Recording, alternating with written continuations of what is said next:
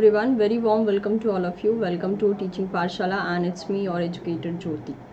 आज के इस टॉपिक में हम बात करने वाले हैं regarding the senescence and ageing and ये टॉपिक हमने लिया है that is from developmental biology unit. तो सबसे पहले हम बेसिक से स्टार्ट करेंगे that is ageing and senescence होता क्या है, what is a slight difference between that और ये एपोप्टोसिस से डिफरेंस कैसे रखता है। ठीक है, सो सबसे पहले अगर हम बात करते हैं that is for the ageing process. So you can see here although मैंने इन नोट्स को इस बेसिस पे रेडी किया है कि आप इसको अपने लिए भी जो है दैट इज़ रिटन फॉर्म में नोट्स यहाँ से प्रिपेयर कर सकते हैं। सो एजिंग की अगर हम बात करते हैं तो aging can be defined as a time related डिट्योरेशन।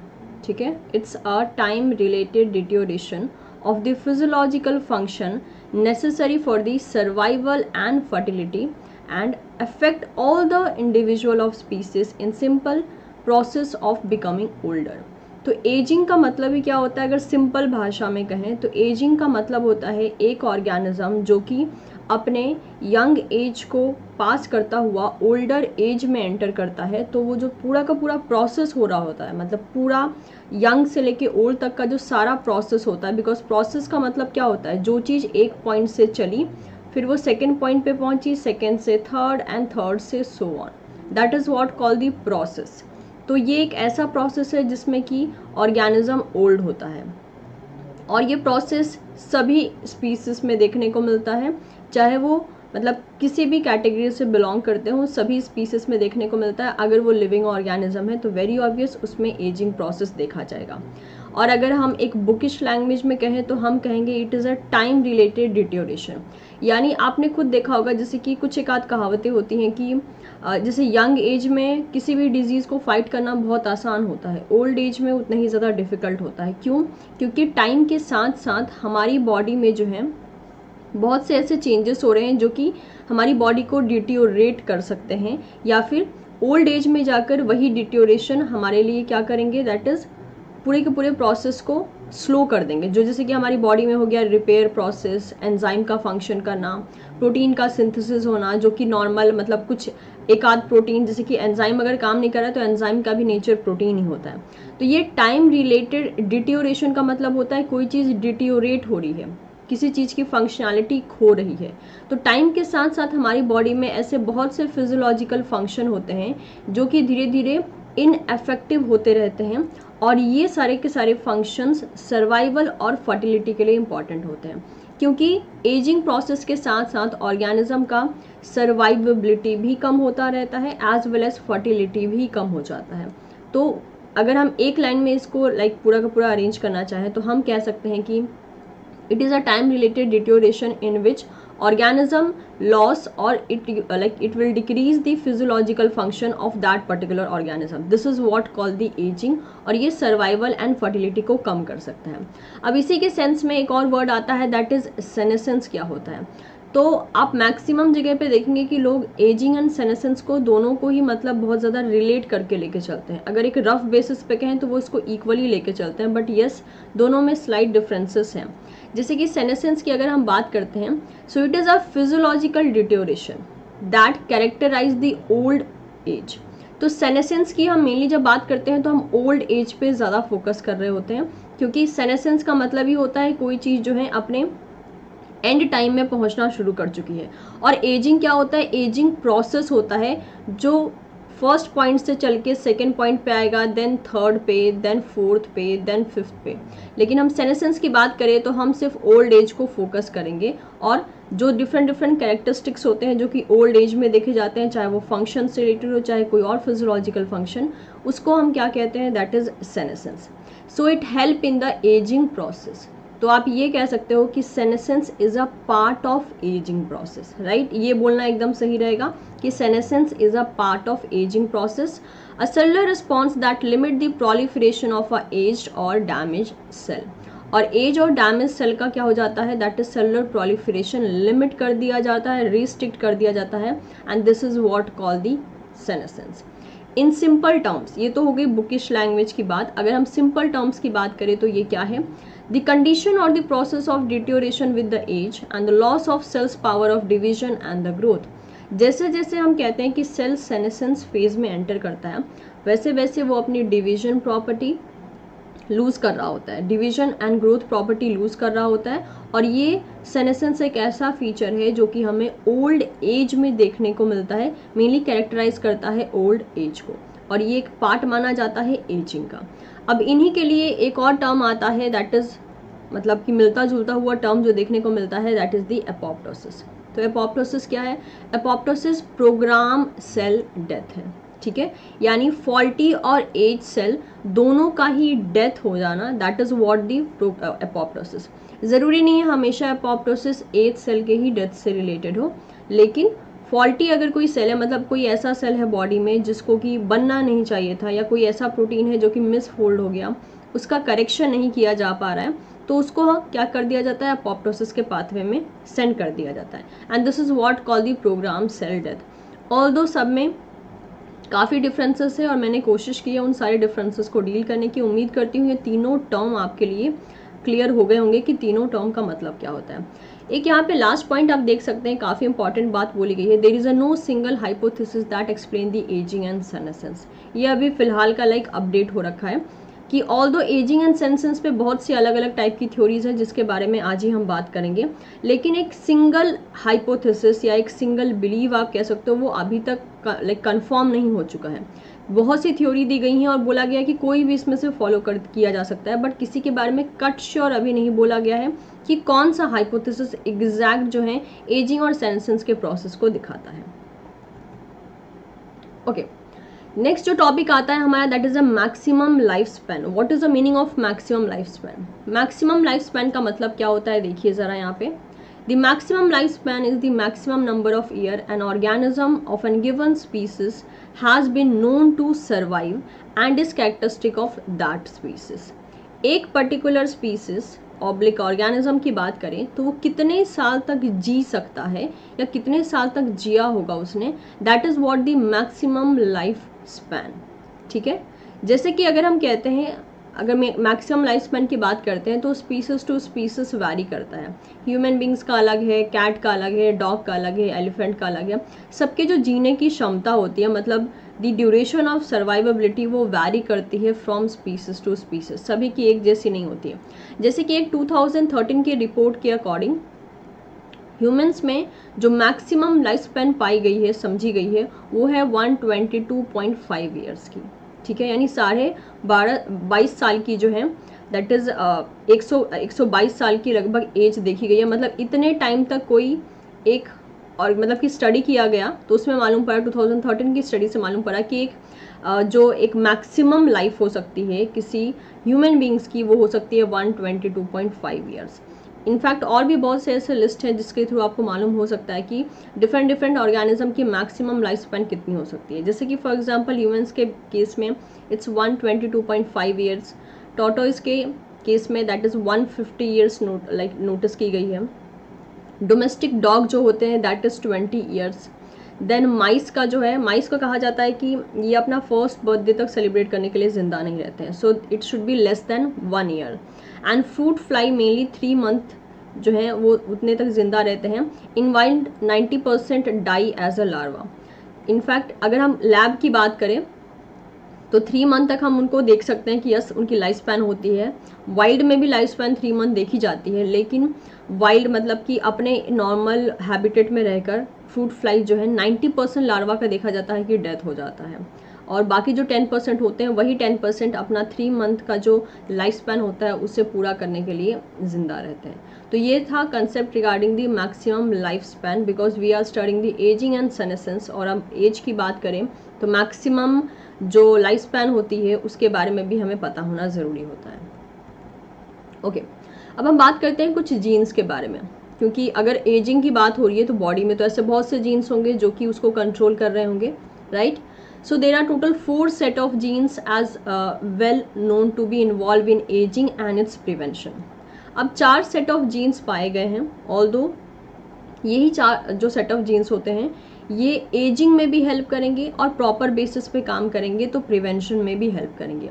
And each set appear to be conserve between the phyla and every kingdom. These are the genes encoding, that is first आपका हो जाता है that is DNA repair enzyme.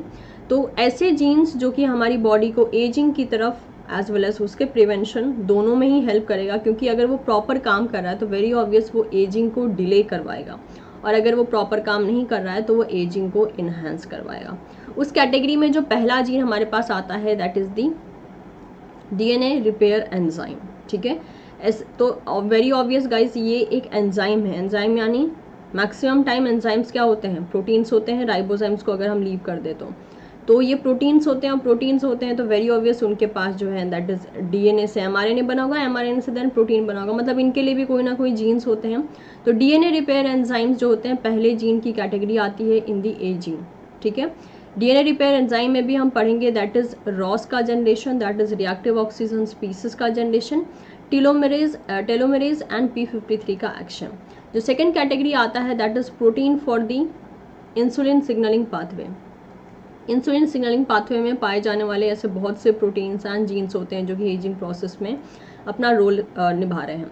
Next आता है that is mTORC1 signalling pathway. ये भी ageing process को target करता है। mTORC1 पाथवे मेनली आप देखते हैं जब हम रिसेप्टर टायरोसिन काइनेज के बारे में स्टडी करते हैं।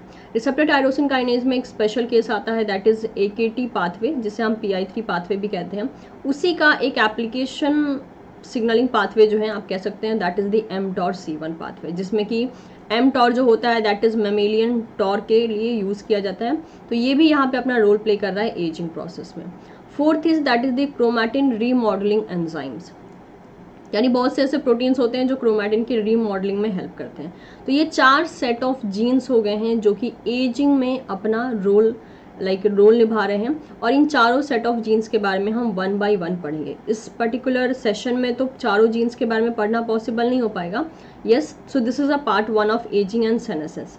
सो we are proceeding with the DNA repair enzyme, ठीक है। डीएनए रिपेयर एंजाइम के साथ हम शुरू करते हैं, because if you can see हमारा फर्स्ट पॉइंट ही क्या था कि कौन से जीन यहाँ पे एजिंग प्रोसेस में अपना रोल निभा रही है। तो that is first category will be the DNA repair enzyme. Okay, तो डीएनए रिपेयर एंजाइम की अगर हम बात करते हैं तो इसका एक बहुत ही क्रिटिकल रोल माना जाता है सेनेसेंस को प्रिवेंट करने में। क्योंकि सोचने वाली बात है गाइज, अगर हमारा जीनोम या फिर डीएनए आप कह सकते हो, अगर ये प्रॉपरली काम कर रहा है तो ऑब्वियसली सेनेसेंस का जो प्रोसेस होगा वो लगभग बहुत डिले होके हमें देखने को मिलेगा। लेकिन DNA repair enzyme time to time काम करती हैं, तभी तो हमारा जो डीएनए दैट इज हमारा जो जीनोम है इतना ज़्यादा आप कह सकते हो फॉल्टी प्रोसेस में नहीं देखा जाता है। और अगर वही डीएनए रिपेयर एंजाइम प्रॉपरली काम ना करें तो डीएनए में जो भी म्यूटेशन है, जो भी फॉल्ट्स हैं, वो नेक्स्ट जो आपका दैट इज डॉटर सेल्स बनते हैं उनके अंदर ट्रांसफर हो जाएगा, और वो अगेन क्या हो गया, एक लेथल कंडीशन हो जाएगा। तो that is why DNA repair enzyme का एक बहुत ही इंपॉर्टेंट रोल देखा जाता है सेनेसेंस को प्रिवेंट करने में, if they are working fine. अगर सही काम कर रही हैं तो इनका काम क्या होगा, mainly they will be preventing the senescence, ठीक है। सेनेसेंस को ये प्रिवेंट करेंगी। Individual of species who cell have more efficient DNA repair enzyme live longer. तो स्टडी ये कहती है कि ऐसा स्पीसीज जिसके अंदर डीएनए रिपेयर एंजाइम बहुत ज़्यादा एफिशिएंटली यानी बहुत ही बढ़िया तरीके से काम कर रहा है, सारे रिपेयर्स को प्रॉपर टाइम पे जो है दैट इज सॉल्व कर रहा है, वो पर्टिकुलर इंडिविजुअल बाकियों के कंपैरिजन में थोड़ा ज़्यादा जीता है, यानी लिव लॉन्गर। उसकी लाइफ की सर्वाइवेबिलिटी या उसकी सर्वाइवेबिलिटी थोड़ा सा लॉन्ग होती है as compare to those individual जिसके अंदर डीएनए रिपेयर एंजाइम एफिशिएंटली काम नहीं कर रहा है। तो इसी से आप सोच सकते हैं कि डीएनए रिपेयर एंजाइम का कितना इंपॉर्टेंट रोल होता है। एग्जाम्पल के लिए अगर हम देखें, certain premature aging syndrome जिसका नाम है progerias in humans and mice appear to caused by the mutation that prevent the functioning of DNA repair enzyme. तो एक स्पेशल सिंड्रोम देखा जाता है जिसका नाम क्या है, प्रोजेरियाज, ठीक है। पिक्चर में आपके सामने रिवील कर देती हूँ। सो बॉलीवुड में बहुत पहले एक मूवी आई थी दैट इज़ पा मूवी, आई होप सबने देखी होगी। तो उसमें अमिताभ बच्चन ने एक ऐसे पेशेंट का रोल निभाया था जिसको कि प्रोजेरिया था, और ये एक ऐसी डिजीज़ होती है जिसमें इंसान अपने एज से ज़्यादा नज़र आ रहा होता है। क्योंकि ऐसा क्यों होता है, क्योंकि उस पर्टिकुलर पेशेंट में डीएनए रिपेयर एंजाइम प्रॉपरली काम नहीं करते हैं, इसीलिए टाइम से पहले, ठीक है, उसकी एज चाहे 10 से 12 साल की ही क्यों ना हो, लेकिन वो देखेंगे आप उसे तो उसके फीचर्स जो होंगे वो आपको ऐसे नज़र आएंगे जैसे कि कोई बहुत ज़्यादा ओल्ड पर्सन हो। ऐसा क्यों होता है, क्योंकि प्री मैच्योर एजिंग हो जाती है। नाम देखिए यहाँ पे लिखा है, it's a pre mature ageing. वक्त से पहले एजिंग जो इवेंट होता है बॉडी में वो शुरू हो जाता है, वैसे के वैसे ही लाइक लॉस ऑफ फंक्शनैलिटी शुरू हो जाती है, और जो इंडिविजुअल होते हैं वो ज़्यादा दिन तक जी नहीं पाते हैं, क्योंकि जो इवेंट एक ओल्ड एज में होना चाहिए था वो सारे के सारे इवेंट एकदम यंग एज में हो रहे हैं। दैट इज़ वाई सर्वाइवेबिलिटी ज़्यादा दिन तक पॉसिबल नहीं हो पाती है। और इसके पीछे का मेन रीज़न क्या है? That is DNA repair enzyme properly काम नहीं करता है। क्यों नहीं करता है? क्योंकि म्यूटेशन हो गया होता है। तो ऐसे पेशेंट में जब उनका डीएनए रिपेयर एंजाइम का म्यूटेशन होता है तो that person suppose to get suffered from the progeria, जो कि होता है प्री मैच्योर एजिंग सिंड्रोम। तो ये तो हो गई डीएनए रिपेयर एंजाइम के बारे में और एक डिजीज की जिसमें कि हमने प्रोजेरियाज के बारे में पढ़ा। नेक्स्ट यहीं पे एक और थ्योरी आती है, that is wear and tear theory of ageing. ठीक है, वेयर एंड टेयर थ्योरी के बारे में हम बात करते हैं। वेयर एंड टेयर थ्योरी क्या कहती है? Are among the oldest hypothesis. Again ये क्या है? एक हाइपोथेसिस है, मतलब वेल प्रूवन चीज नहीं है ये, मतलब साइंटिफिकली इसको प्रूव नहीं किया है, बट इसको जो है आप कह सकते हो एज्यूम किया गया है, क्योंकि हाइपोथेसिस का मतलब ही होता है धारणाएं, ठीक है, बिलीव्स, क्या क्या माने जाते हैं। So wear and tear theory एक बहुत ही ओल्ड हाइपोथेसिस है जिसे आज तक जो है माना जाता है। और इसका कहना क्या है? It propose to account for the human senescent phenotype. माना जाता है कि वेयर एंड टेयर थ्योरी एक बहुत ही अपना इंपॉर्टेंट रोल निभाती है ह्यूमन में सेनेसेंस फिनोटाइप को डिफाइन करने के लिए। कैसे? देखिए, as one get older, small traumas to the body and its genome build up। कहने का मीनिंग ये है कि अगर एक ऑर्गेनिज्म जब यंग है, ठीक है, और जब वो धीरे धीरे अपने एजिंग प्रोसेस में एंटर कर रहा होता है, मतलब यंग से लेके ओल्डर एज में जा रहा होता है, तब वो छोटे छोटे से फॉल्ट्स को अपनी बॉडी के अंदर कलेक्ट कर रहा होता है। वो फॉल्ट्स जो कि उस टाइम के लिए जब होते हैं, मतलब वो सारी गड़बड़ियाँ बॉडी के अंदर जो कि उस टाइम पे होती हैं, तो वो बहुत बड़ा इफेक्ट नहीं डाल रही हैं, लेकिन टाइम के साथ साथ यही जो डिफरेंट फॉल्ट्स हैं वो बहुत ज़्यादा एक्यूमुलेट हो जाते हैं, क्योंकि पहले ये इतने थे, फिर ओल्ड एज में आते आते हर एक एज लाइक हर एक पर्टिकुलर टाइम स्पैन पे तो ये पर्टिकुलर जो भी फॉल्ट्स हैं वो तो मैग्नीफाइंग होते जा रहे हैं, क्योंकि मैग्नीफाई होते जा रहे हैं तभी तो वो नेक्स्ट एज में और बढ़ते जा रहे हैं।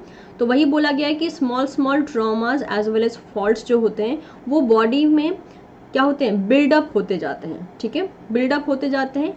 At the molecular level the number of point mutation increases with the age. तो एक तो रीजन ये बोला। सेकेंड क्या बोला कि जैसे जैसे एज बढ़ता है बॉडी में पॉइंट म्यूटेशन बहुत ज़्यादा बढ़ जाते हैं, और साथ साथ में जो रिपेयर एंजाइम्स होती हैं या फिर उनके लिए जो जीन्स होते हैं, जो जीन्स कोड करते हैं उन रिपेयर एंजाइम्स को, उनका एफिशिएंसी, उनके काम करने की एफिशिएंसी डिक्रीज होती जाती है। और यही बोला है, the point mutation increase with the age and the efficiency of enzyme encoded by our gene decreases. और जो भी एंजाइम बनना होता है हमारी बॉडी में, उस एंजाइम की एफिशिएंसी भी डिक्रीज हो जाती है। तो आप खुद सोचिए, म्यूटेशन रेट बहुत हाई होता जा रहा है ओल्ड एज के साथ साथ, और रिपेयरिंग एंजाइम्स या नॉर्मल एंजाइम्स जो हमारी बॉडी में हमें हेल्दी रखने का काम कर रही थी, वो क्या हो रही हैं? वो उनका जो ओवरऑल काम करने की एफिशिएंसी है वो और कम होती जा रही है। तो वेरी ऑब्वियस, जो भी बॉडी में प्रॉब्लम होगा, जो भी म्यूटेशन होगा, वो करेक्ट तो हो नहीं पाएगा, और as a result of that again the fast, that is your aging process. So if the mutation occur in the gene encoding transcriptional or translational protein, the cell may make an even greater number of faulty proteins. Normally ये माना जाता है कि जो coding jeans होते हैं उनमें mutation rate मतलब कि इतना सिग्निफिकेंटली हायर नहीं देखा जा सकता है, क्योंकि वो ऑर्गेनिज्म को डेथ कॉज करवा सकती हैं। लेकिन अगर म्यूटेशन ऐसे कुछ कोडिंग जीन्स में आ रहा है, जैसे कि ट्रांसक्रिप्शनल या ट्रांसलेशनल प्रोटीन्स में आ रहा है, तो ये प्रोटीन्स क्या कर सकती हैं? बहुत बड़े लेवल पे और फॉल्टी प्रोटीन्स का सिंथेसिस करवा सकती हैं। यानी अगर हम एक तरीके से समराइज करना चाहें तो यहाँ क्या बोला गया है? वेयर एंड टेयर थ्योरी जो है किस बारे में डील कर रही है? वेयर एंड टेयर थ्योरी इस बारे में डील कर रही है कि टाइम के साथ साथ हमारे बॉडी में एक्यूमुलेशन होता जाता है। किसका? Accumulation of small traumas, right? Small traumas का एक्यूमुलेशन होता जा रहा है। नेक्स्ट, पॉइंट म्यूटेशन का रेट बढ़ रहा है। पॉइंट म्यूटेशन का रेट तो बढ़ रहा है, लेकिन साथ साथ में जो एंजाइम्स हैं उनका फंक्शनैलिटी क्या हो रहा है? कम हो रहा है, राइट? एंजाइम की एफिशिएंसी इज गेटिंग डिक्रीज। और इन केस अगर ये म्यूटेशन की जो हम बात कर रहे हैं, अगर ये किसी ट्रांसलेशनल या फिर ट्रांसक्रिप्शनल प्रोटीन्स में हो जाता है तो वो क्या कर सकते हैं, और ज़्यादा फॉल्टी प्रोटीन्स, क्योंकि very obvious guys point mutation भी हो रहा है, तो जीन में अगर होता है, डीएनए सेगमेंट में होता है, वो फिर प्रोटीन कोड करता है, तो वो भी तो फॉल्टी प्रोटीन ही बना रहा होगा। लेकिन ये तो तब हो रहा है जब पॉइंट म्यूटेशन अलग से दिख रहे हैं। लेकिन अगर इंपॉर्टेंट जीन्स जो है हमारी बॉडी में, जैसे कि ट्रांसलेशनल या ट्रांसक्रिप्शनल प्रोटीन, तो क्या करेंगे, फॉल्टी जीन्स का नंबर या फॉल्टी प्रोटीन्स का नंबर क्या हो जाएगा, और ज़्यादा हाई हो जाएगा as compare to the normal. और जितनी ज़्यादा ये सब चीज़ें कलेक्ट होंगी उतना ही ज़्यादा क्या होगा, उतना ही ज़्यादा फास्ट एजिंग प्रोसेस देखी जाएगी। तो ये कहना था वियर एंड टेयर थ्योरी का। उम्मीद करती हूँ डीएनए रिपेयर का जो भी हमने केस डिस्कस किया वो आपको समझ में आ गया होगा। ठीक है, तो इसका डीएनए रिपेयर का पहला केस आता है, दैट इज रॉस का जनरेशन, रिएक्टिव ऑक्सीजन स्पीसीज का जनरेशन बॉडी में। तो हमने एक बेसिक तौर पे देखा कि डीएनए रिपेयर एंजाइम काम कैसे करते हैं। अब हम बात करते हैं कि इसका पहला special case, that is ROS का जनरेशन, वो एक्चुअल अपना रोल कैसा प्ले करता है regarding the DNA repair process. Okay, so total 2 major source देखे गए हैं source of mutation are the radiation and the reactive oxygen species. अभी हम बात कर रहे थे कि इसके बारे में, म्यूटेशन के बारे में बात कर रहे थे कि बॉडी में म्यूटेशन होता है, पॉइंट म्यूटेशन होता है। इनफैक्ट टाइम के साथ साथ जो है ट्रांसक्रिप्शन एंड ट्रांसलेशनल प्रोटीन में भी देखा जा सकता है। तो इसका सोर्स कौन बन रहा है, कौन करवा रहा है ये म्यूटेशन। तो म्यूटेशन के लिए यहाँ मेजर तरीके से 2 सोर्स देखे गए हैं। पहला तो है that is the radiation and the second is reactive oxygen species. ठीक है, so ROS produced by the normal metabolism can oxidize and damage the cell membrane, protein and the nucleic acid. ये ROS होते क्या है, ये क्या होते हैं, that is reactive oxygen species होते हैं। ठीक है, ये ऑक्सीजन स्पीसीज ऐसी होती हैं जो कि हमारे नॉर्मल मेटाबॉलिज्म के थ्रू प्रोड्यूस हो रही हैं, और हमारी बॉडी में ही ऐसा सिस्टम भी है जो इन रॉस के प्रोडक्शन को मिनिमाइज करवाता है या फिर न्यूट्रलाइज कर देता है बॉडी से। तो इनका मेनली काम क्या होता है, अगर हम बात करें, ठीक है, ये बॉडी में नॉर्मल मेटाबॉलिज्म के थ्रू प्रोड्यूस हो रही हैं। देखिए, these are producing from a normal metabolism, और ये अगर ये अफेक्ट करने वाली है हमारी बॉडी को तो किस तरीके से अफेक्ट कर सकती हैं। So they can oxidize and damage cell membrane, protein and the nucleic acid. ये क्या कर सकते हैं, ये ऑक्सीडाइज कर सकती हैं डिफरेंट फैक्टर्स को जो हमारी बॉडी को हेल्दी रखते हैं। ये सेल मेम्ब्रेन्स को डैमेज कर सकते हैं, प्रोटीन्स को डैमेज कर सकते हैं, एंड न्यूक्लिक एसिड को भी डैमेज कर सकते हैं। एंड वेरी ऑब्वियस, अगर प्रोटीन, न्यूक्लिक एसिड या सेल मेम्ब्रेन में से कोई भी डैमेज होता है तो एक सेल की जो सेल्फ लाइफ होती है वो धीरे धीरे कम होने लगेगी। ठीक है, so some 2 to 3% of the oxygen atom taken up by our mitochondria are reduced insufficiently in the form of a ROS। ठीक है, यानी बॉडी में जितना भी 2 to 3% ऑफ ऑक्सीजन एटम जो कि माइटोकॉन्ड्रिया यूटिलाइज करता है, वो माइटोकॉन्ड्रिया इस पर्टिकुलर ऑक्सीजन को रिड्यूस कर देता है रिएक्टिव ऑक्सीजन स्पीसीज में। ठीक है, और ये रिएक्टिव ऑक्सीजन स्पीसीज एग्जाम्पल के लिए क्या क्या हो सकती हैं, देखिए, सुपर ऑक्साइड आयंस हो सकते हैं, हाइड्रोक्सिल फ्री रेडिकल हो सकता है, hydrogen peroxide that is H2O2 हो सकता है। ये सारे एग्जाम्पल है रॉस के। अब इन केस अगर आपने रॉस वर्ड ना भी सुना हो तो इन सब के बारे में तो ज़रूर सुना होगा, that is super oxide ions, hydroxyl radicals and hydrogen peroxide. ये सब के सब रॉस हैं, that is reactive oxygen species हैं। रिएक्टिव ऑक्सीजन हमारी बॉडी के लिए एकदम भी सही नहीं होती है, वो हमारे एजिंग प्रोसेस को और बढ़ा देती है।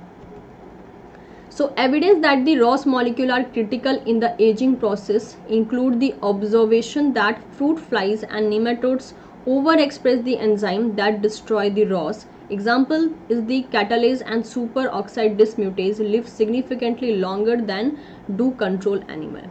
तो इसको समझने के लिए एक लेबोरेटरी बेसिस पे एक्सपेरिमेंट किया गया जिसमें कि फ्रूट फ्लाइज, ठीक है, fruit flies and nematodes, that is fruit flies की अगर हम बात करें तो ड्रोसोफिला, निमेटोड्स यानी सी एलिगन हम मान सकते हैं। तो फ्रूट फ्लाइज एंड निमेटोड्स पे कुछ एक्सपेरिमेंट किया गया। क्या किया गया, जैसे मैंने कहा ना, हमारी बॉडी में अगर रॉस का जनरेशन हो रहा है तो हमारी बॉडी के पास भी ये मैकेनिज्म है कि ये इस रॉस को बॉडी के बाहर निकाल सके। तो निकाल कैसे सकता है, ये देखिए, बॉडी में ही हमारे प्रोडक्शन होता है कैटालेज नाम के एंजाइम का एंड सुपर ऑक्साइड डिसम्यूटेज नाम के एंजाइम का। ये एंजाइम क्या करती है, हमारी बॉडी में जितना भी रॉस का जनरेशन हो रहा है, रिएक्टिव ऑक्सीजन स्पीसीज का जनरेशन हो रहा है, उसका डिस्ट्रक्शन कर देती हैं। तो एक्सपेरिमेंट तौर पे क्या देखा गया कि फ्रूट फ्लाइज एंड निमेटोड्स में ऐसे जीन को ओवर एक्सप्रेस करवा दिया गया जो कि catalase and super oxide dismutase को कोड करती थी। यानी सिंपल सी भाषा में कहें तो फ्रूट फ्लाइज एंड निमेटोड्स की बॉडी में ऐसे एंजाइम्स का प्रोडक्शन बहुत हाई करवा दिया गया, जैसे कि हो गया catalase and super oxide dismutase. और ये देखा गया कि अगर मैं यहाँ पे एग्जांपल के तौर पे लूँ, सपोज कीजिए दिस इज अ कंट्रोल, ठीक है, and this is a test. तो कंट्रोल में क्या किया गया, फ्रूट फ्लाई लिया गया एंड दैट इज निमेटोड्स लिया गया। इन दोनों में क्या है, दैट इज नॉर्मल लेवल लिया गया, normal level of that is the catalase and super oxide dismutase SD, ठीक है। और टेस्ट में हमने क्या किया, टेस्ट में भी हमने फ्रूट फ्लाई लिया एंड निमेटोड्स लिया। इन दोनों में क्या किया, ओवर एक्सप्रेस करवा दिया हमने, ओवर एक्सप्रेस करवा दिया कैटालेज का भी एंड सुपर ऑक्साइड डिसम्यूटेज का भी।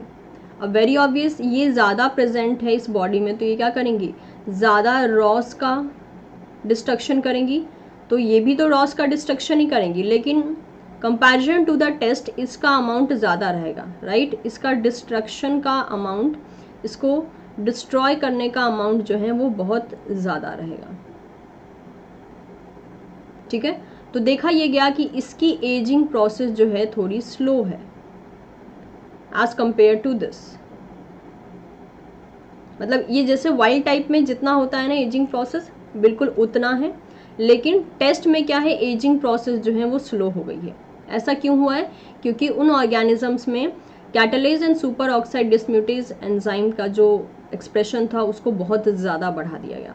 तो वेरी ऑब्वियस इस टाइप के एक्सपेरिमेंट से क्या पता चलता है, यही पता चलता है कि यानी इनके ओवर एक्सप्रेशन की वजह से एजिंग का प्रोसेस स्लो हो गया। दैट मीन्स ये क्या कर रहे हैं, एजिंग प्रोसेस को कम करवा रहे हैं, ठीक है। ओके, नेक्स्ट देखते हैं हम। Fine, okay, so ageing is an effect of an imbalance of free radicals and antioxidants level, ठीक है। तो बॉडी में क्या होते हैं, ये जो रॉस का फॉर्मेशन हो रहा है उसे हम क्या कहते हैं, फ्री रेडिकल्स कहते हैं, ठीक है। और इसको ऑक्सीडाइज करने वाले क्या होते हैं, सॉरी, इसके अगेंस्ट काम करने वाले कौन से होते हैं, दैट इज एंटीऑक्सीडेंट्स हम उनको कहते हैं, ठीक है। So aging is an effect of imbalance of free radical and antioxidant level. Antioxidant reduce the free radicals mediated aging process. These antioxidants can be synthesized intracellularly or can be taken extracellularly through the diet. तो सबसे पहले यहाँ पे wording आती है that is your antioxidant. ये antioxidants होते क्या हैं, तो देखिए antioxidants are molecule that fight free radicals in our body. Free radicals are compound that can cause harm if their level become too high in our body. Antioxidants are also synthesized inside the body as a GSH, NADH and NADPH. तो हमारी body में antioxidants भी होते हैं जो in free radical के खिलाफ produce होते हैं। एग्जाम्पल के लिए यहाँ पे मेंशन कर दिया गया है। और ये एंटीऑक्सीडेंट हमारी बॉडी से फ्री रेडिकल के कंसंट्रेशन को कम करते हैं, क्योंकि फ्री रेडिकल अगर ज़्यादा रहेंगे तो बॉडी में वो बहुत ज़्यादा हार्म करेंगे, बिकॉज दे आर एक्चुअल में बहुत ज़्यादा वो रिएक्टिव होते हैं नेचर में, तो उनका फ्रीली बॉडी में सर्कुलेट करना बहुत ज़्यादा डेंजरस होता है। तो हमारी बॉडी में डिफरेंट टाइप के दैट इज़ ये रॉस के डिस्ट्रक्शन के लिए एंजाइम्स अवेलेबल हैं, एंटीऑक्सीडेंट्स बॉडी प्रोड्यूस करती है, और इसकी वजह से क्या होता है, दैट इज़ बॉडी में जो एक एजिंग का प्रोसेस एक जितना नॉर्मलाइज बेसिस पे होना चाहिए वैसा बिल्कुल चल रहा होता है। तो ये हो गई कहानी किसकी, दैट इज एजिंग की। मेक श्योर एजिंग प्रोसेस जो होता है वो मेनली जब भी इम्बैलेंसिंग होती है, जैसे कि फ्री रेडिकल एंड एंटीऑक्सीडेंट के लेवल में अगर इम्बैलेंसिंग होता है तब जाकर एजिंग का प्रोसेस बहुत फास्ट हो जाता है। लेकिन अगर दोनों में बैलेंस है कि फ्री रेडिकल भी बॉडी में प्रोड्यूस हो रहे हैं एंड एंटीऑक्सीडेंट्स भी बॉडी में प्रॉपरली अमाउंट में प्रोड्यूस हो रहे हैं, तो एजिंग का प्रोसेस स्लो देखा जाता है। तो अगर हम एक आप कह सकते हो कि एक समराइज बेसिस पे लेना चाहें, ठीक है, समराइज बेसिस पे लेना चाहें तो आप ये कह सकते हो कि अगर बॉडी में हाई रॉस का जनरेशन है, रिएक्टिव ऑक्सीजन स्पीसीज बहुत ज़्यादा हैं, तो फास्ट एजिंग होगी, वेरी ऑब्वियस, ठीक है। और अगर लो ROS का जनरेशन हो रहा है या लो बॉडी में जो है लो अमाउंट में ROS प्रेजेंट है, तो एजिंग क्या हो जाएगी, स्लो। सिमिलरली अगर हाई एंटीऑक्सीडेंट है बॉडी में जो कि फ्री रेडिकल के अगेंस्ट लड़ेगा, फाइट करेगा, तो हाई एंटीऑक्सीडेंट है बॉडी में, तो अगेन क्या हो जाएगा, स्लो एजिंग हो जाएगी, क्योंकि हाई एंटीऑक्सीडेंट का मतलब क्या हो गया, that is low free radical, ठीक है। और अगर लो एंटीऑक्सीडेंट होंगे यानी बॉडी में क्या हो जाएगा, that is highly free radical body में सर्कुलेट होंगे, और as a result of that वो एजिंग ज़्यादा करवाएंगे। तो अगर लो एंटीऑक्सीडेंट होगा तो फास्ट एजिंग प्रोसेस होगा, हाई एंटीऑक्सीडेंट होगा तो स्लो एजिंग प्रोसेस होगा। तो इस तरीके से हमने देखा कि एक्चुअल में रॉस का जनरेशन क्या कैसे हेल्प करता है और किस तरीके से इसको बैलेंस करने के लिए बॉडी हमारी काम करती है। Note these correlation have not held up in some other studies, so the genetic ability to destroy the free oxygen radical may not be the essential for the long life. लेकिन अभी भी कुछ study ये कहती है कि सिर्फ और सिर्फ रॉस के बलबूते पे हम एजिंग प्रोसेस को नहीं डिफाइन कर सकते हैं, बट कुछ स्टडी जो है डायरेक्टली फोकस करती है कि नहीं, रॉस का जनरेशन एक वन ऑफ द रीजन माना जाता है। तो यस, वी कंसीडर ओवरऑल, हम भी कंसिडर करके चलते हैं कि ये ओनली रीजन नहीं हो सकता है, but yes it is one of the reason for the that is the ageing process in a organism. तो ये हमने देखा कि रिएक्टिव ऑक्सीजन स्पीसीज कैसे हेल्प कर रही हैं, and this was the part of the DNA repair enzyme. DNA repair में ही जो सेकेंड पॉइंट आता है that is the telomerase and P53 का एक्शन, ठीक है। सो लेट्स फर्स्ट सी कि दैट इज P53 एक्चुअल में काम कैसे करता है। तो सबसे पहले मैं आपको बता दूं कि P53 हमारी बॉडी में एक बहुत ही फेमस जीन के नाम से जाना जाता है, जिसे हम बोलते हैं ट्यूमर सप्रेसर जीन। इसका मेनली काम क्या होता है, ट्यूमर को सप्रेस करना, यानी ट्यूमर को ना होने देना, ठीक है। तो वेरी ऑब्वियस, अगर ये प्रॉपर काम ना करे तो ट्यूमर का फॉर्मेशन देखा जा सकता है बॉडी में। तो P53 एक्चुअल में एक ऐसा जीन है जो कि मेनली ट्रांसक्रिप्शन फैक्टर के फॉर्म में रिगार्ड किया जाता है। So it is a transcription factor P53 and is one of the most important regulator of cell division, और सेल डिवीजन को मेनली रेगुलेट करने का काम करता है P53, यानी टाइम पे कब कितना सेल का डिवीजन होना है, टाइम पे कैसे डिवाइड करेगा, उन सब चीज़ों को रेगुलेट करता है, that is P53। So this factor can stop the cell cycle, cause cellular senescence in rapidly dividing cell, instruct the genes to initiate the cellular apoptosis and activate the DNA repair enzyme। तो इसके बहुत से function है, जैसे कि आपने देखा ये सेल साइकिल को स्टॉप कर सकता है। स्टॉप करने के बाद ये सेलुलर यानी सेल में सेनेसेंस इवेंट को और ज़्यादा फास्ट कर देगा। ये जीन को इंस्ट्रक्शन दे सकता है सेलुलर एपोप्टोसिस के लिए। इनफैक्ट ये डीएनए रिपेयर एंजाइम को भी एक्टिवेट कर सकता है। तो यानी इसके बहुत से फंक्शंस हैं, जिसमें कुछ फंक्शंस पॉजिटिव बेसिस पे है, कुछ फंक्शन नेगेटिव बेसिस पे है। अगर ये सेल साइकिल को किसी भी वजह से रोकता है, it may be due to the any kind of a fault या फिर नॉर्मल प्रोसेस, तो अगर ये सेल साइकिल को रोकता है तो ये डिवाइडिंग सेल में सेनेसेंस करवा सकता है, ठीक है। और अगर ये नॉर्मली काम कर रहा है तो हमारी बॉडी में सेनेसेंस का प्रोसेस स्लो हो, उसके लिए फॉल्टी जीन्स का ये एपोप्टोसिस करवा सकता है। इवन ये डीएनए रिपेयर एंजाइम्स को भी एक्टिव कर सकता है। तो जिसका फंक्शन इतना कुछ हो, अगर उसके फंक्शन में कुछ गड़बड़ हो जाए तो वेरी ऑब्वियस वो बहुत ज़्यादा ड्रास्टिक इफेक्ट डालेगा बॉडी पे। In most cell P53 bound to a repressor protein that keep the P53 inactive। Normal basis पे देखा जाए, अगर आपने सेल सिग्नलिंग अच्छे से पढ़ी है, मेनली कैंसर बायोलॉजी अच्छे से पढ़ा है और उसमें भी एपोप्टोसिस का पोर्शन, तो आपको पता है कि P53 हमारी बॉडी में एक इनएक्टिव फॉर्म में स्टोर रहता है। कैसे? क्योंकि देखिए अभी हमारी बॉडी में अगर डीएनए डैमेज नहीं है तो वेरी ऑब्वियस P53 का कोई काम नहीं है। तो P53 का एक रिप्रेसर होता है, वो रिप्रेसर क्या करता है, P53 को हमेशा ही बाउंड करके रखता है। ये रहा P53 और ये रहा इसका रिप्रेसर। और इसके रिप्रेसर का नेचर कैसा होता है, E3 यूबिक्विटिन लाइगेज का नेचर होता है। यानी नॉर्मल लेवल पे जब बॉडी में कुछ भी गड़बड़ नहीं हुआ है तो ये जो रिप्रेसर है P53 को बार बार क्या करेगा, डिग्रेड कर देगा, क्योंकि इसकी ज़रूरत नहीं है बॉडी में, क्योंकि कोई भी बॉडी में फॉल्ट्स नहीं हो रहे हैं, किसी भी टाइप का डीएनए डैमेज नहीं हो रहा है। तो वही बोला गया है कि रिप्रेसर प्रोटीन P53 को इनएक्टिव रखता है। However the UV that is ultraviolet radiations, oxidative stress and the other factor that cause the DNA damage will separate the P53 from its repressor allowing it to function। यानी अगर कहे तो ये normal function की बात की गई है कि P53 हमारी बॉडी में काम कैसे कर रहा है। तो जब तक हमारी बॉडी में कोई गड़बड़ नहीं है तब तक क्या कर रहा है, रिप्रेसर ने P53 को पकड़ के रखा है और उसे डिग्रेड कर रहा है यूबिक्विटिन मीडिएटेड प्रोटियोसोमल डिग्रेडेशन करके। लेकिन अगर इन केस बॉडी में डैमेज हुआ है, डीएनए डैमेज हुआ है, तब क्या होता है, तब p53 पे फॉस्फोराइलेशन हो जाता है with the help of a different kinases. p53 जो है अपने रिप्रेसर से डिटैच हो जाता है, अलग हो जाता है, और अब p53 का डिग्रेडेशन नहीं हो पाता है, and as a result of that वो रिपेयर पाथवे में एंटर कर जाता है। अब वहाँ पे या तो वो डीएनए को रिपेयर करवाएगा, और कैसे रिपेयर करवा सकता है, सेल साइकिल को स्टॉप करके रिपेयर करवा देगा, या फिर अगर रिपेयर नहीं हो सकता तो उसको एपोप्टोसिस के पाथवे में भेज देगा। ये एक नॉर्मल रोल होता है p53 जीन का। द इंडक्शन ऑफ एपोप्टोसिस और cellular senescence by p53 can be beneficial. ये बेनिफिशियल कब होगा, लाइक सेनेसेंस का प्रोसेस या फिर एपोप्टोसिस का प्रोसेस बेनिफिशियल कब होगा, जब p53 कैंसर कॉजिंग सेल का डिस्ट्रक्शन कर रहा हो, क्योंकि इस पर्टिकुलर सेल्स की ज़रूरत हमारी बॉडी को नहीं है। हमारा बॉडी सफ़र करेगा अगर हमारी बॉडी में कैंसर सेल्स रहेंगे तो इन सेल्स का सेनेसेंस करवा दे एज वेल एज एपोप्टोसिस करवा दे, तो ये हमारी बॉडी के लिए बेनिफिशियल होता है।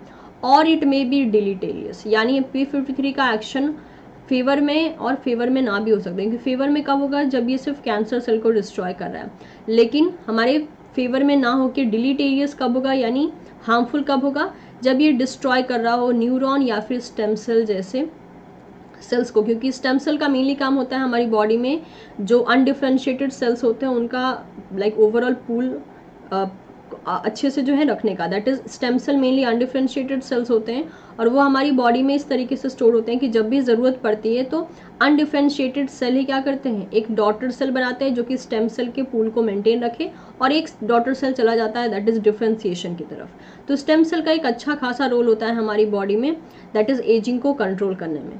तो इस तरीके से p53 का बेनिफिशियल एक्शन तब हो सकता है जब ये हमारे दुश्मनों को डिस्ट्रॉय कर रहा हो, और इसका डिलीटेरियस यानी हार्मफुल इफेक्ट कब हो रहा हो, जब हमारे बॉडी में important cells as well as जो भी फंक्शनल सेल्स होते हैं उनका डिस्ट्रक्शन कर रहा होता है। तो सो नेक्स्ट अगर हम बात करें, ये तो हो गया p53 के बारे में, ठीक है, कि p53 काम कैसे करता है।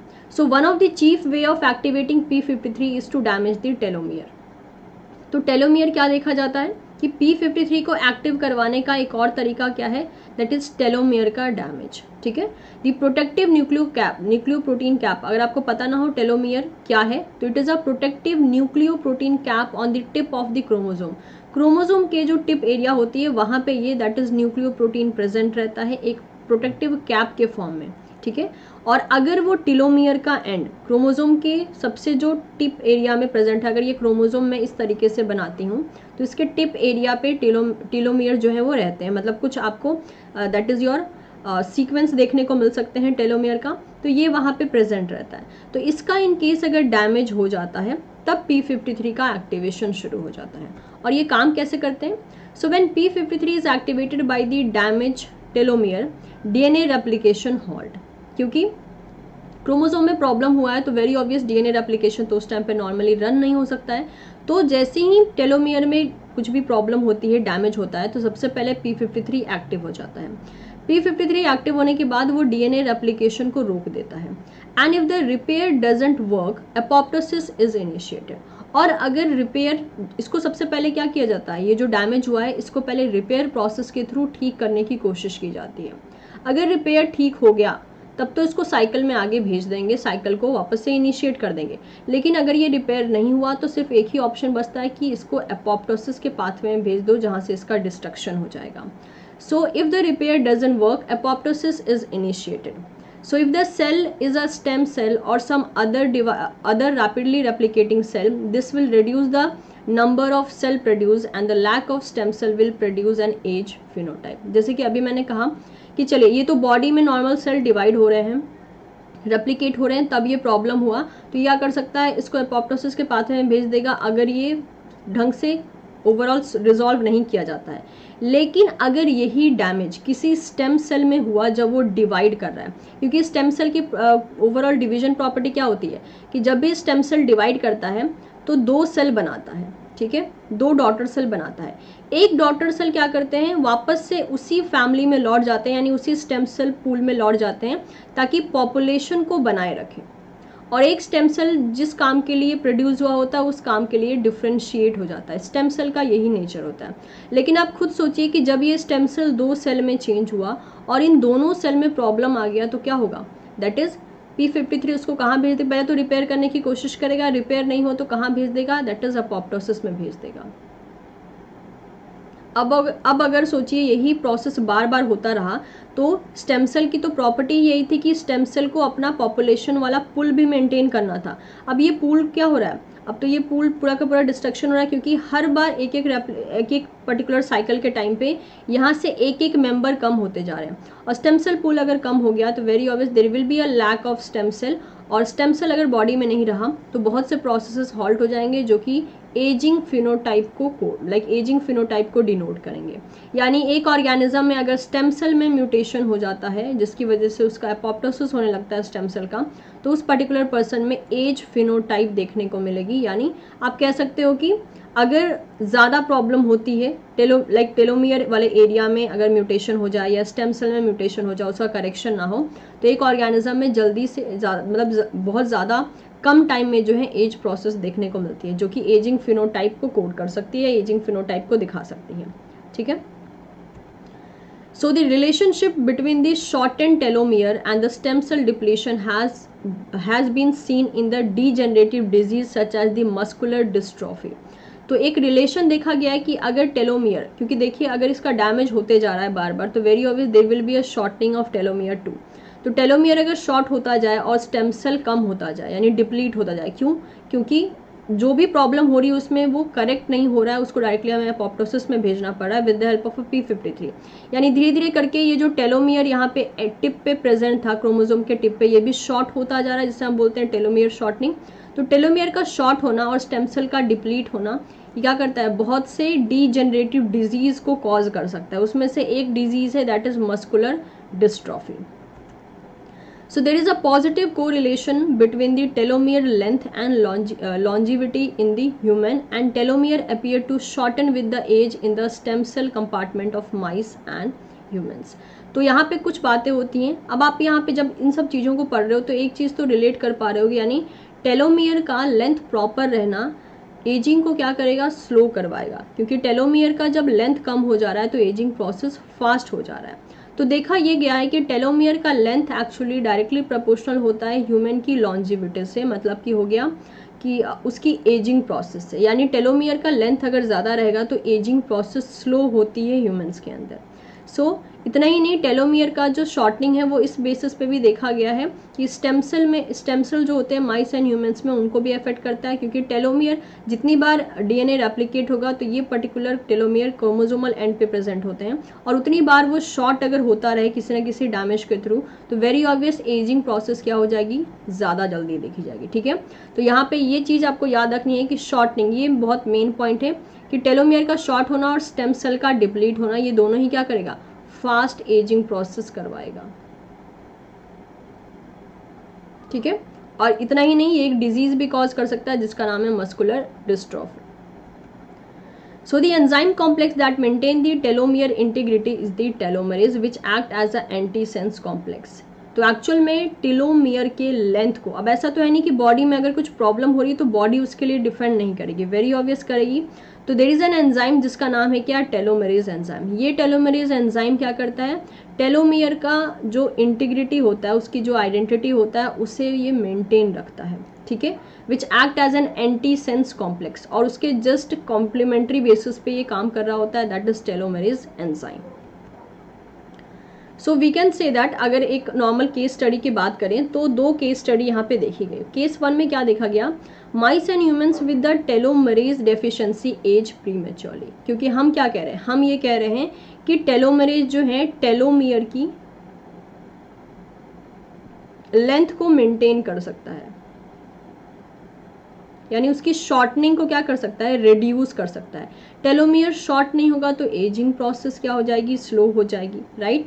तो देखा गया है कि माउस एंड ह्यूमंस में अगर टेलोमेरेज एंजाइम नहीं होता है तो वो पर्टिकुलर ऑर्गेनिज्म में there will be a deficiency age prematurely. तो एक ऐसी डेफिशिएंसी देखी जाती है जिसमें कि क्या हो सकता है, that is ageing process fast हो जाती है। क्योंकि अगर टेलोमेरेज की डेफिशिएंसी होती है तो एजिंग प्रोसेस फास्ट हो जाएगी, क्योंकि टेलोमियर का लेंथ मेंटेन करने वाला कोई नहीं होगा, इसीलिए एजिंग प्रोसेस फास्ट हो जाएगी।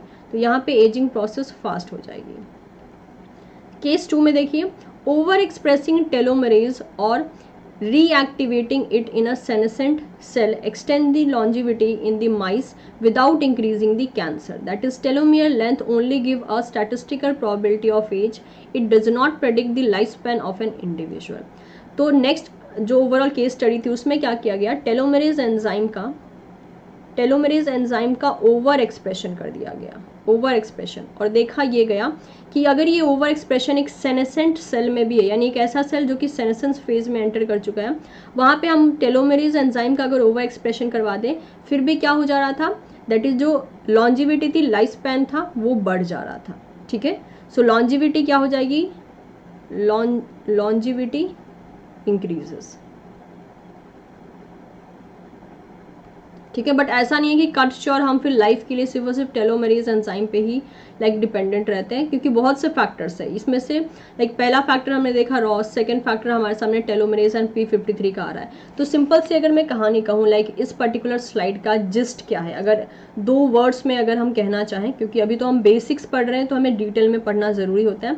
बेसिक्स की बात करें तो अगर टेलोमेरेज एंजाइम प्रॉपरली फंक्शन कर रहा है तो एजिंग प्रोसेस को स्लो करवाएगा, क्योंकि ये टेलोमियर की लेंथनिंग को मेंटेन करेगा, पहला पॉइंट। सेकेंड पॉइंट ये कि अगर टेलोमेरेज एंजाइम में म्यूटेशन होता है या फॉल्टी टेलोमेरेज है या फिर डेफिशिएंसी है या फिर टेलोमेरेज एंजाइम काम नहीं कर रहा है तो ये टेलोमियर की लेंथनिंग को मेंटेन नहीं करेगा, हेंस एजिंग प्रोसेस फास्ट हो जाएगी। और P53 के साथ इसका रिलेशन कैसा है कि जब टेलोमियर दैट इज डिफेक्ट आ जाता है या डैमेज हो जाता है तब जाकर P53 एक्ट करता है, और P53 के एक्ट करने की वजह से there is a highest chances कि बार बार टेलोमियर की शॉर्टनिंग होगी, तो दैट इज उस सेल का डिप्लीशन करवाया जाएगा या फिर आप कह सकते हो अपॉप्टोसिस करवाया जाएगा। एज वेल एज अगर वो पर्टिकुलर डैमेज स्टेम सेल के अंदर हुआ है तो स्टेम सेल का पुल जो है वो डिक्रीज होता जाएगा। तो इस तरीके से हमने टेलोमेरेज एंड P53 का रिलेशन देखा कि ये एक्चुअल में एजिंग प्रोसेस में काम कैसे कर रहे हैं। ओके, तो हमारा जो ओवरऑल डिस्कशन था वो इस चीज़ पे चल रहा था कि जो जीन्स इन्वॉल्व होती हैं एजिंग में वो कौन कौन सी हैं। ठीक है, तो सबसे पहला पोर्शन हमने डील कर लिया है, that is your DNA repair enzymes, कौन सी होती हैं, कैसे काम करती हैं, एज वेल एज इसमें हमने रॉस का जनरेशन पढ़ लिया है, टेलोमेरेज एंड P53 का एक्शन पढ़ लिया है। Now our next topic is the protein of insulin signalling pathway. Insulin signalling pathway के टाइम पे कुछ प्रोटीन्स इन्वॉल्व होती हैं, उन प्रोटीन्स की हेल्प से एजिंग प्रोसेस डिले या फास्ट हो सकता है। अब मेक श्योर आपको ये ध्यान रखना है कि पाथवे के इंटरमीडिएट बेसिस पे हमें वो प्रोटीन मिलेंगी, इन बिटवीन कहीं वो प्रोटीन मिलेंगी जो कि अपना रोल प्ले करेंगी। तो आज हमारा टॉपिक यही होने वाला है, दैट इज इंसुलिन सिग्नलिंग में जो डिफरेंट प्रोटीन्स होते हैं वो एजिंग में अपना रोल कैसे निभा रहे हैं। In our next video, we will be starting with the mTOR signaling and the chromatin remodeling enzyme. तो ओवरऑल 4 पार्ट आपको देखने को मिल सकता है इस पर्टिकुलर वीडियो का, and this is a part 3.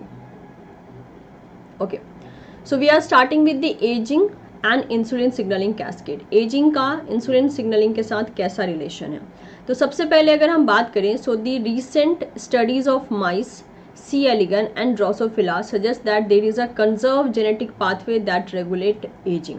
एक पर्टिकुलर आप कह सकते हो कि एक जेनेटिक पाथवे है जो कि एजिंग को रेगुलेट कर रहा है, मेनली इन 3 ऑर्गेनिज्म। पहला दिया गया है that is your mice, next is the C. elegans and next is the Drosophila. तो इन तीनों ऑर्गेनिज्म में एक ऐसा कॉमन पाथवे रन हो रहा है जो कि कंजर्व है एज वेल एज वो एजिंग को रेगुलेट कर सकता है। So this pathway involve the response to the insulin and insulin-like growth factor. और ये pathway mainly किस pathway से related है? That is either directly insulin pathway या फिर insulin-like growth factor से। ठीक है, तो insulin खुद भी इस pathway में काम कर सकता है या insulin-like growth factors भी यहाँ काम कर सकते हैं। FOXO transcription factor associated with the longevity throughout the animal kingdom। अब यहाँ पे आया आपके पास एक नया कंसेप्ट और नया नाम जिसका नाम दिया गया है FOXO। ठीक है, FOXO एक ट्रांसक्रिप्शन फैक्टर है और ये FOXO क्या करता है, ये एनिमल किंगडम में, through out the animal kingdom ये लॉन्जिविटी को बढ़ाता है। यानी अगर FOXO का एक्टिवेशन बॉडी में रहता है तो बॉडी में एजिंग प्रोसेस स्लो हो जाती है। ठीक है, और इन केस अगर FOXO एक्टिवेटेड नहीं है या म्यूटेट हो चुका है तो बॉडी में एजिंग प्रोसेस फास्ट हो जाएगी। तो आप ये कह सकते हो कि फॉक्सो का रिलेशन कैसा है हमारी बॉडी में, दैट इज एजिंग को स्लो करना या कंट्रोल बेसिस पे चलाना। अब अगर हम पहला टारगेट कर रहे हैं, क्योंकि यहाँ पे हमने 3 ऑर्गेनिज्म देखे हैं, that is mice, C elegans and drosophila. तो सबसे पहले हम समझने की कोशिश करते हैं कि ये सिग्नलिंग पाथवे सी एलिगन में कैसे काम करता है, इंसुलिन लाइक सिग्नलिंग पाथवे या फिर इंसुलिन सिग्नलिंग पाथवे कैसे काम कर रहा है। तो सबसे पहले अगर हम बात करते हैं ड्रोसोफिला की, तो इसमें एक कंडीशन देखा जाता है। क्या देखा जाता है, देखिए यहाँ पे, food is not sufficient that is in a unfavourable condition.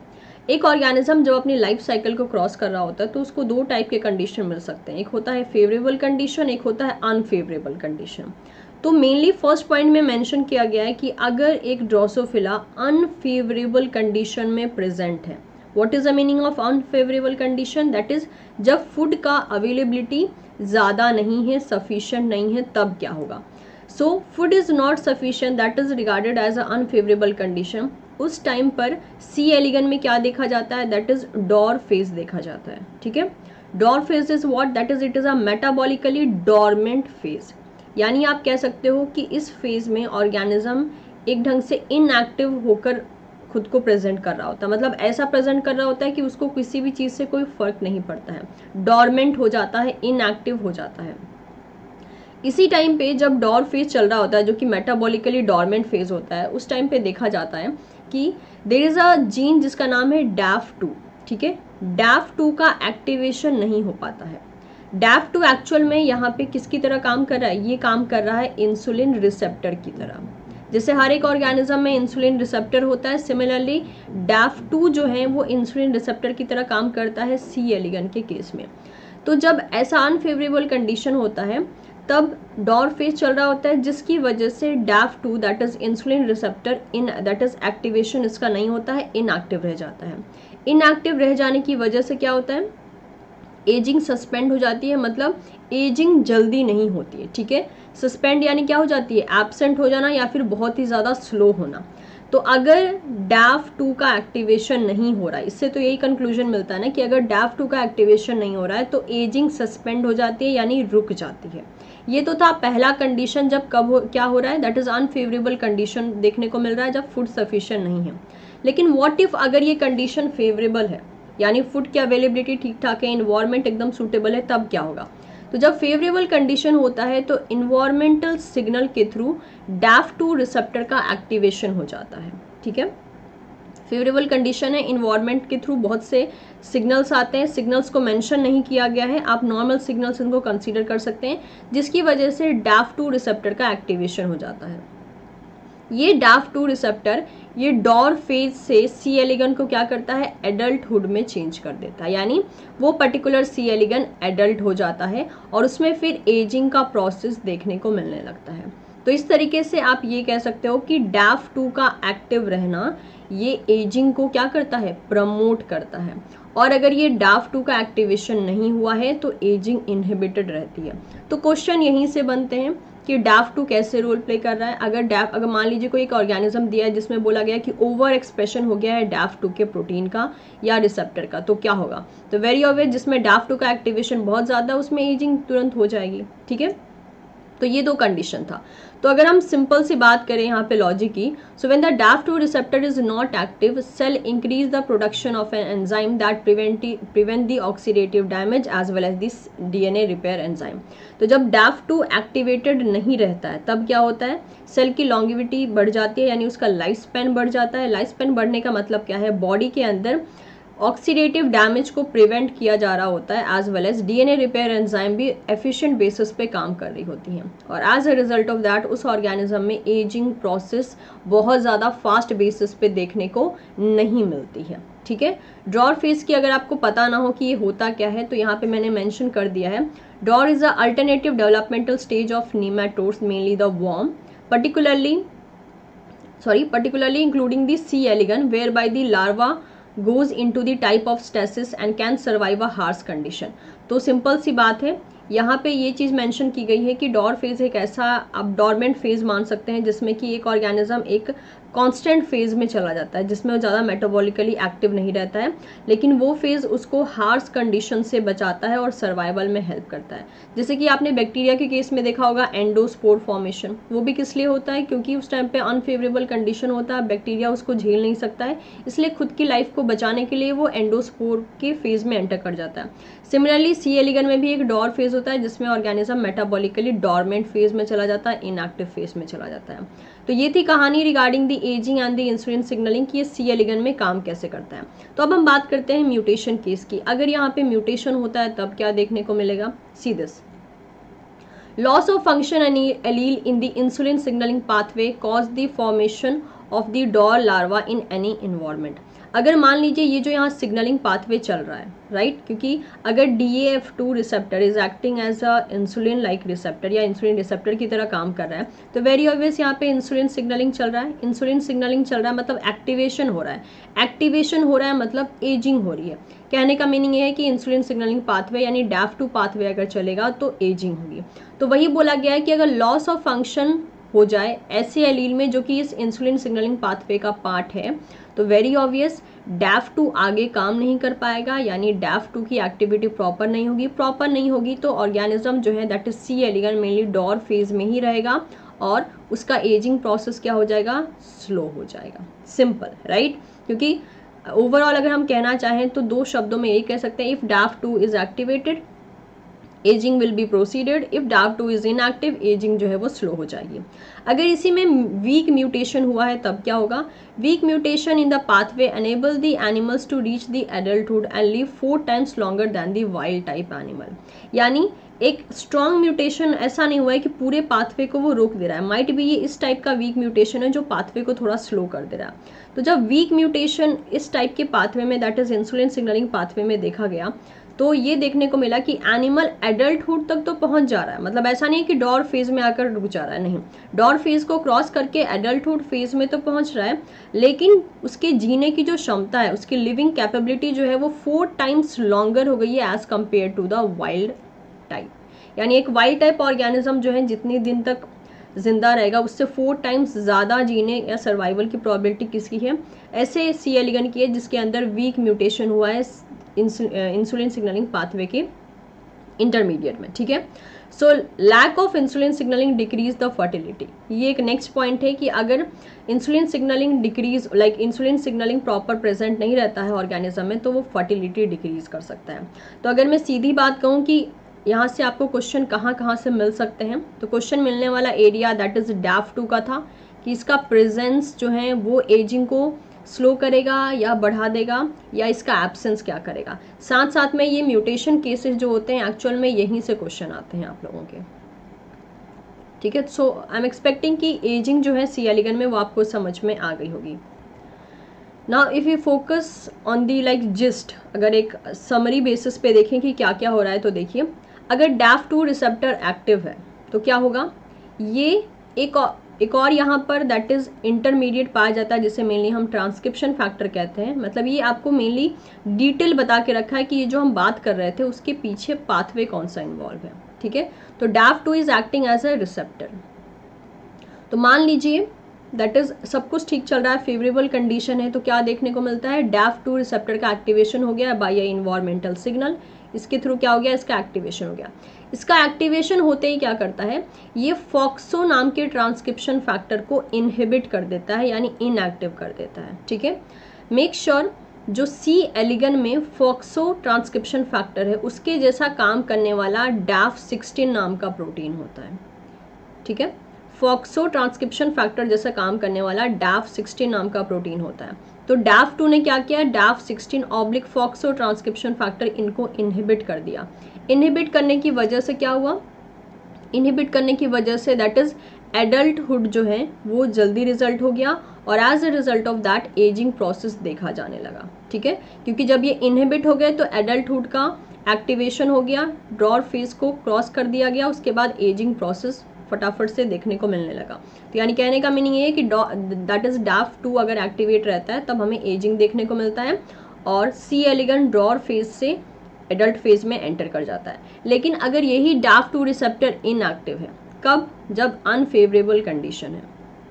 Unfavourable condition है तो क्या होगा, DAF2 रिसेप्टर इनएक्टिव रहेगा। इनएक्टिव रहने की वजह से ये इसका फॉक्सो पे कैसा इफेक्ट था, इनहिबिटरी इफेक्ट था। क्यों इनहिबिटरी इफेक्ट था, क्योंकि DAF2 खुद एक्टिवेटेड था, लेकिन यहाँ पे DAF2 तो खुद इनएक्टिवेटेड है, तो क्या ये अपने टारगेट को इनहिबिट कर पाएगा? आंसर इज नो, इनको इनहिबिट नहीं कर पाएगा। इनहिबिट नहीं कर पाएगा जिसकी वजह से DAF16 या फॉक्सो ट्रांसक्रिप्शन फैक्टर ये एक्टिव रह जाएंगे।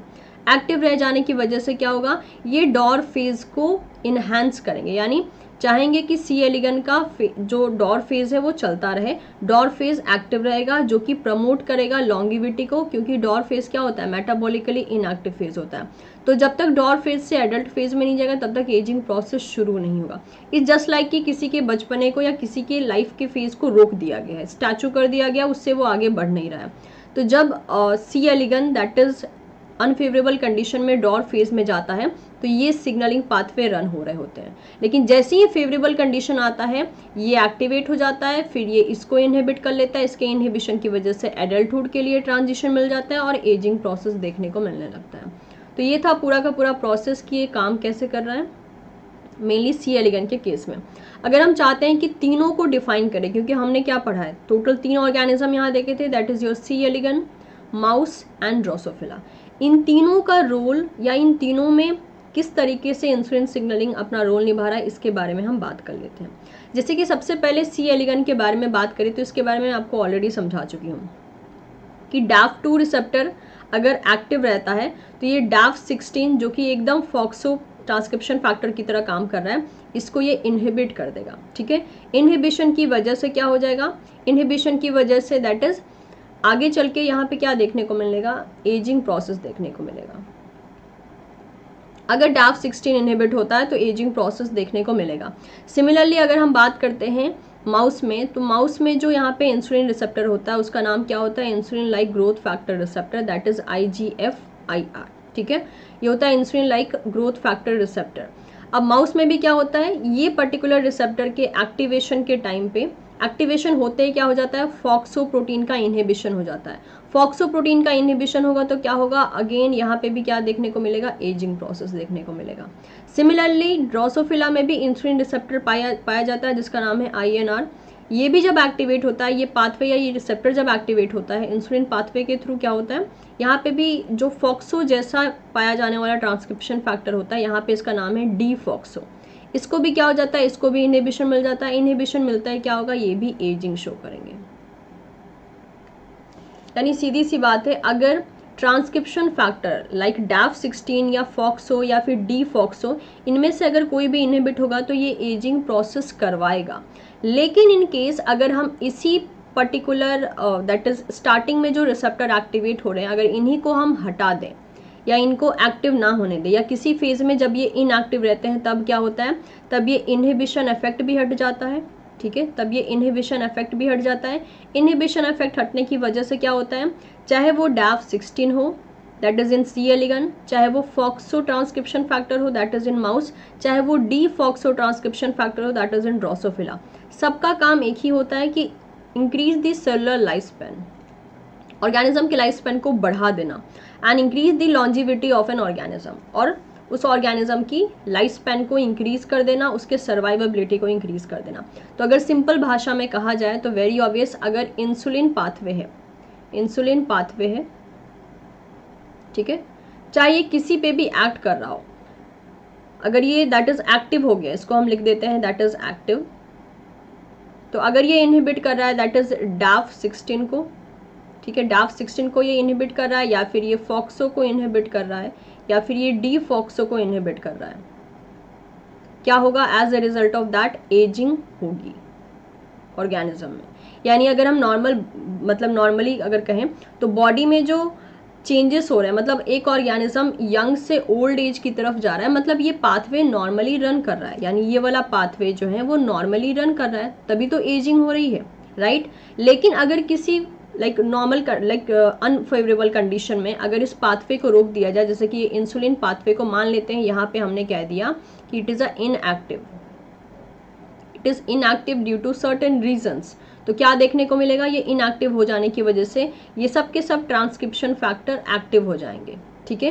ट्रांसक्रिप्शन फैक्टर एक्टिव होंगे तो ये क्या करेंगे, सेल की लाइफ स्पैन को इंक्रीज कर देंगे और एजिंग क्या हो जाएगी, एजिंग स्लो हो जाएगी।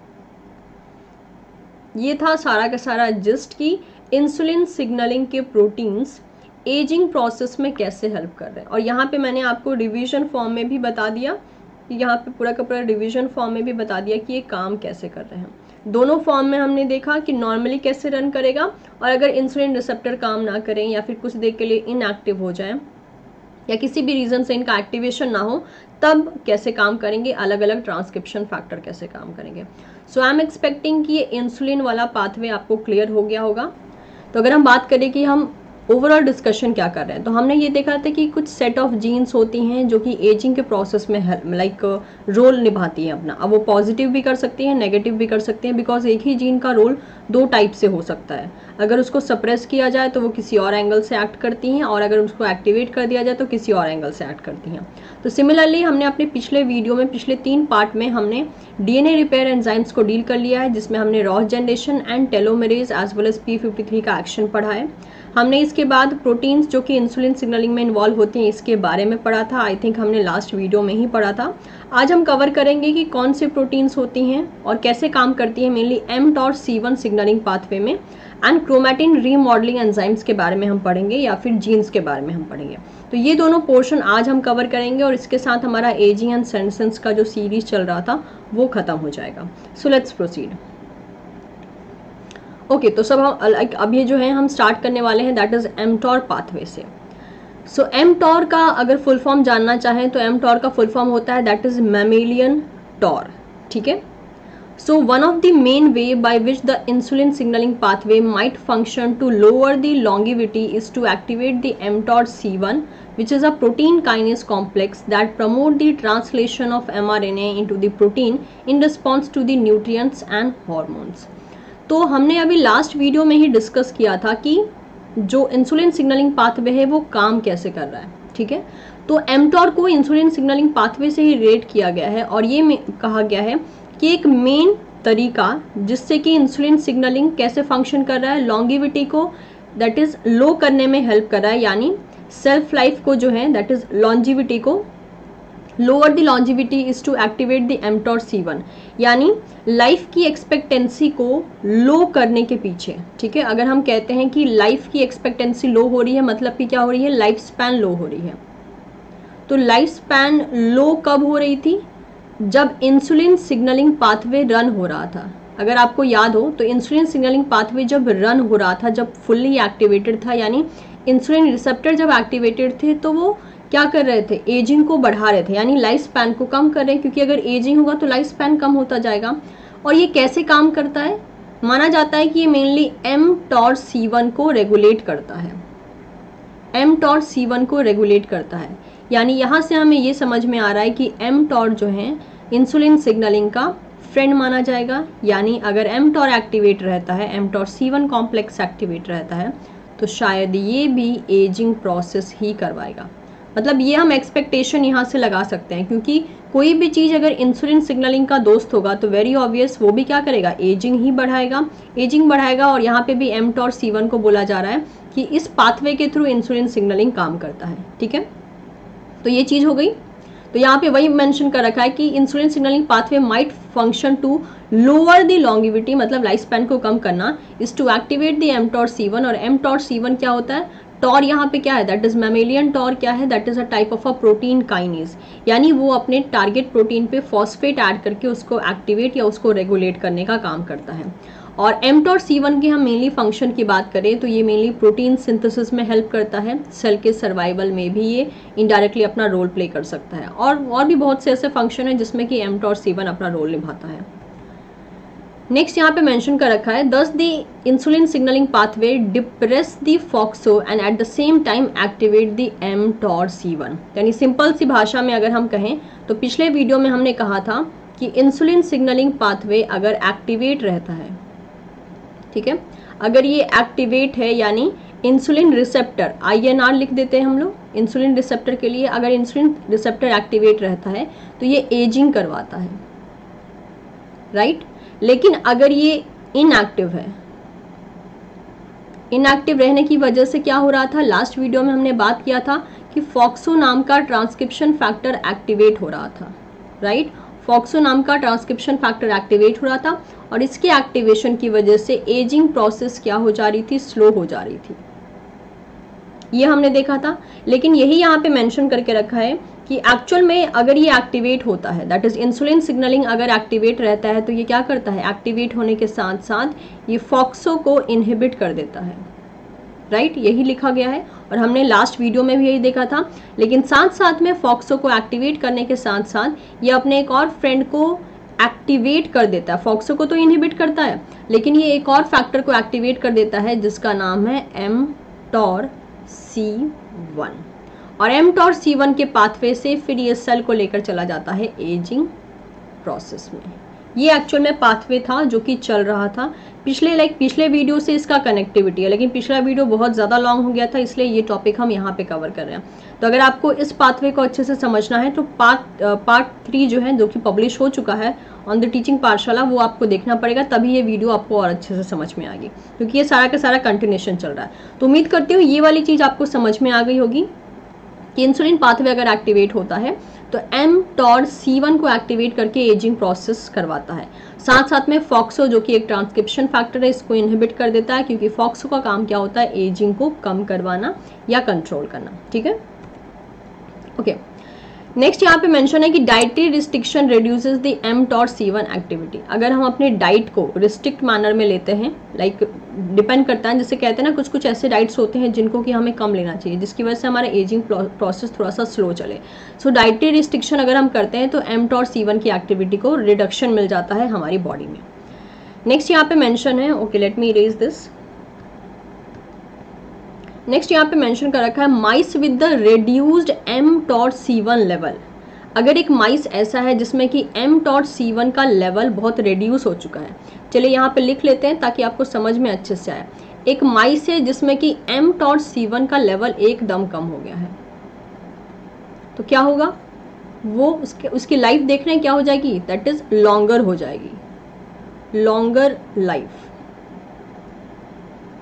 better protection against the age related that is the cognitive dysfunction and more functional stem cell than the control। और एक कंट्रोल माइस लेते हैं हम, कंट्रोल माइस जिसमें कि सब कुछ एकदम वाइल्ड टाइप फॉर्म में चल रहा है, तो mTORC1 भी एकदम नॉर्मल होगा, लो नहीं होगा। mTORC1 नॉर्मल होगा तो एजिंग करवाएगा, तो इसमें एजिंग क्या होगी, फास्ट होगी, क्योंकि इसमें mTOR का लेवल एकदम नॉर्मल है।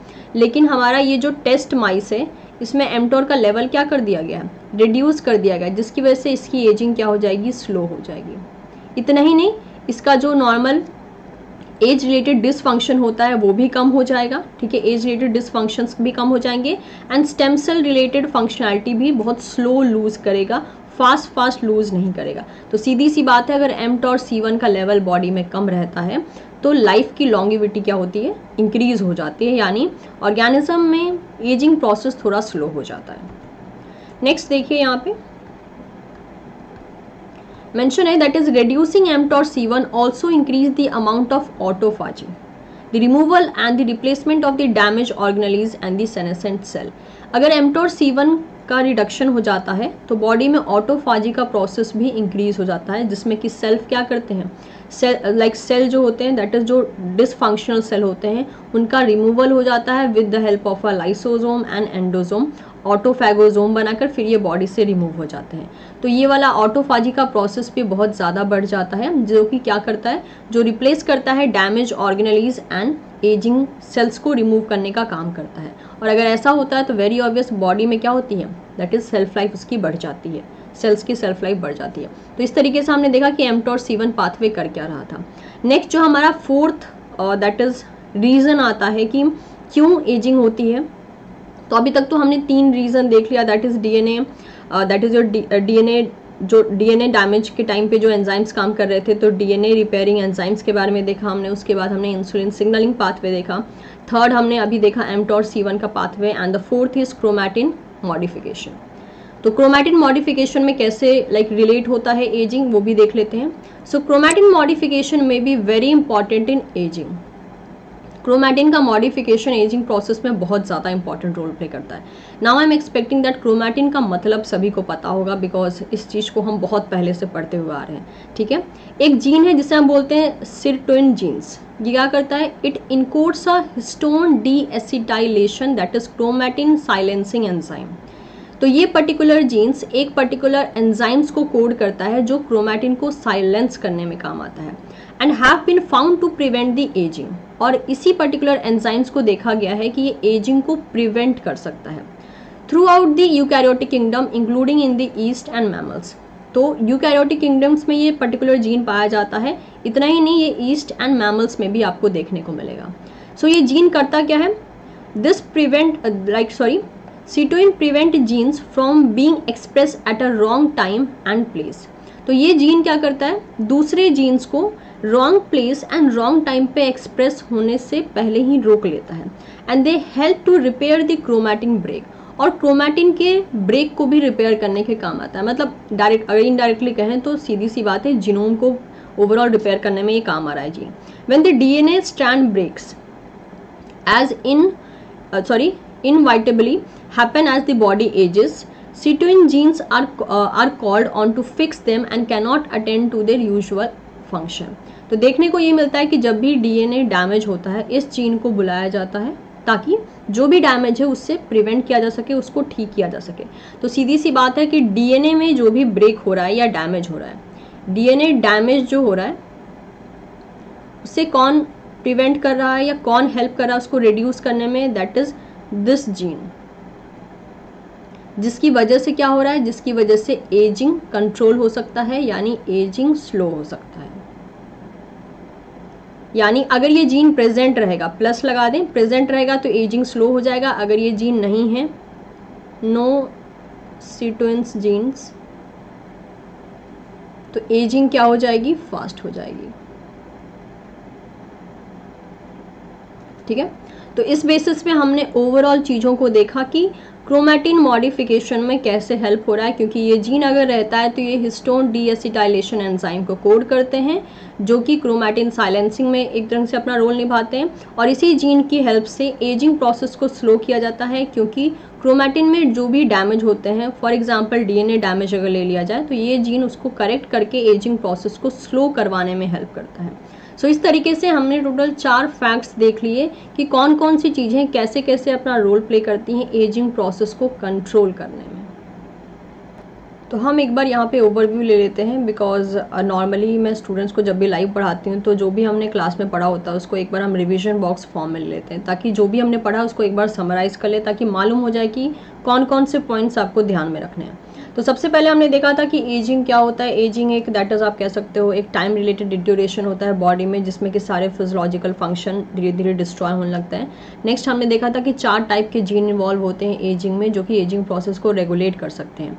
जो पहला हमने टाइप देखा था वो था DNA repair enzyme. DNA repair enzyme की ये कहानी थी कि अगर डीएनए रिपेयर एंजाइम, अगर ये एंजाइम लो रहते हैं, if this enzyme is low, तो एजिंग प्रोसेस क्या हो जाएगी? एजिंग प्रोसेस बढ़ जाएगी, एजिंग प्रोसेस फास्ट हो जाएगी। एग्जाम्पल के लिए एक यहाँ पे हमने डिजीज़ के बारे में बात किया था, दैट इज़ प्रोजेरियाज, जिसमें कि प्री मैच्योर एजिंग कंडीशन देखने को मिल रहा था। इसके साथ हमने देखा था कि डीएनए रिपेयर एंजाइम में टोटल यहाँ पे कितने केस होते हैं? 2 केस होते हैं। पहला होता है रॉस का जनरेशन, ठीक है, रॉस जनरेशन। रॉस जनरेशन में हमने मेनली ये बात किया कि अगर रॉस का फॉर्मेशन हाई होता है, रॉस का फॉर्मेशन हाई होता है तो एजिंग प्रोसेस हाई हो जाती है, राइट। अगर रॉस का फॉर्मेशन लो रहता है तो एजिंग प्रोसेस लो हो जाती है। सिमिलरली जो डिफरेंट फ्री रेडिकल्स होते हैं, ठीक है, फ्री रेडिकल्स की हम बात करते हैं, तो फ्री रेडिकल्स आप ले लीजिए या फिर रॉस का कंसंट्रेशन ले लीजिए, दोनों का रोल एक जैसा ही चलता है। दैट इज़ अगर फ्री रेडिकल हाई है या फिर आप कह सकते हो रॉस का कंसंट्रेशन हाई है, तो इफेक्ट वही होना है, दैट इज़ एजिंग प्रोसेस को हाई हो जाना है, एजिंग प्रोसेस हाई हो जाएगा, ठीक है। और वाइस वर्सा पूरा उल्टा होगा कि अगर लो फ्री रेडिकल, मतलब अगर मैं यहाँ पे लिखना चाहूँ तो इसको मैं लो फ्री रेडिकल लिख सकती हूँ, दोनों का केस वही होगा कि एजिंग प्रोसेस स्लो हो जाएगी। नेक्स्ट हमने बात किया था एंटीऑक्सीडेंट का,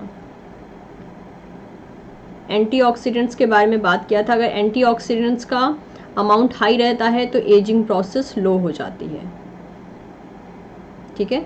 एंड एंटीऑक्सीडेंट का अमाउंट अगर लो रहता है तो एजिंग प्रोसेस फास्ट हो जाती है। इन सारी चीज़ों के बारे में हमने बात किया था। साथ साथ में हमने ये भी देखा था कि रॉस के अगेंस्ट बॉडी में कैटालेज नाम के एंजाइम का प्रोडक्शन होता है जो रॉस के कंसंट्रेशन को न्यूट्रलाइज करके रखता है।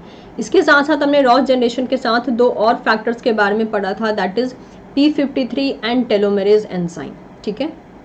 यहाँ पे हम लिख देते हैं टेलोमेरेज एंजाइम।